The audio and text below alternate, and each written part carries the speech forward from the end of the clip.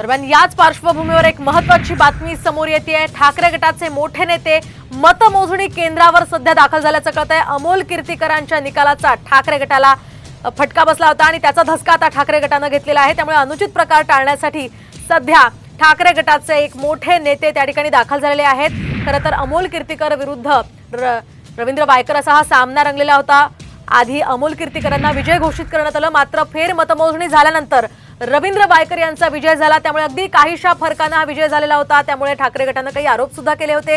तो प्रकार टाळण्यासाठी आता मिलिंद नार्वेकर आणि अनिल परब हे मतमोजणी केंद्रावर सध्या दाखल झाल्याचं पाहायला मिळतंय। कीर्तीकरांच्या निकालाचा ठाकरे गटाने धसका घेतलाय का असा प्रश्न या निमित्ताने उपस्थित केला जातोय।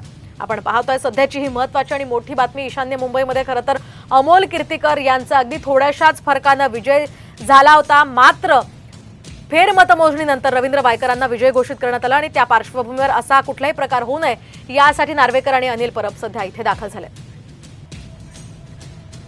या संदर्भात आता जाऊयात रायगडमध्ये। रायगडच्या माणगावात निरंजन डावखरे यांच्या विजयाचे बॅनर लागले, तर डावखरे कोकण पदवीधर मतदारसंघाचे महायुतीचे उमेदवार आहेत। एकीकडे मतमोजणी सुरू असताना दुसरीकडे विजयाचे बॅनर लागल्यामुळे एकच चर्चा सुरू झाली आहे। भाजप युवा मोर्चाच्या वतीने ही बॅनरबाजी करण्यात आली आहे। निरंजन डावखरे आणि रमेश कीर यांच्यामध्ये ही थेट लढत होतीये। त्यामुळे सध्या या बॅनरनं सर्वांचंच लक्ष वेधून घेतलेलं आहे।